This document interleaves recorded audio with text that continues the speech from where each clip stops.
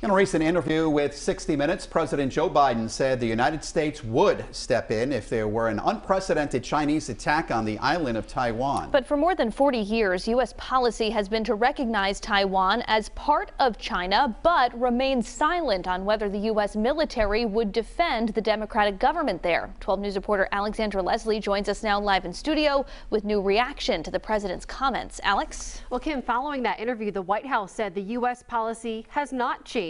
Rhode Island Senator Jack Reed, who chairs the Armed Services Committee, told me what the country needs to do immediately is deter aggression by China.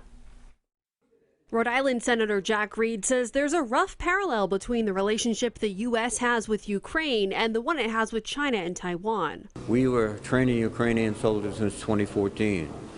When the battle started, we moved equipment in there. Russian President Vladimir Putin met with Chinese President Xi Jinping last week, sparking concerns Russia's war in Ukraine could inspire China to attack the island of Taiwan. China conducted military exercises in the Strait of Taiwan throughout the summer.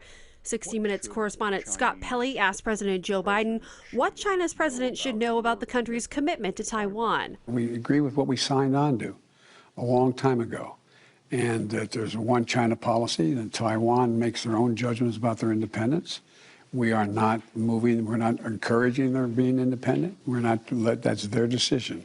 But would U.S. forces defend the island? Yes, if in fact there was an unprecedented attack. The White House later said the official policy remains the same, which is the U.S. recognizes Taiwan as a part of China, but remains silent on whether the U.S. military would defend the democratic government there. At this point, our official policy is strategic ambiguity. Reed says it's clear the U.S. needs to strengthen Taiwan by providing weapons and training as made obligated in the Taiwan Relations Act. And then if it comes to an attack by the Chinese, then we have a very difficult decision to make.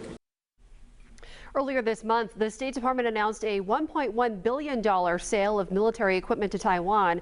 A Chinese embassy spokesperson said the deal severely jeopardizes China-U.S. relations, peace, and stability. Live in studio, Alexandra Leslie, 12 News.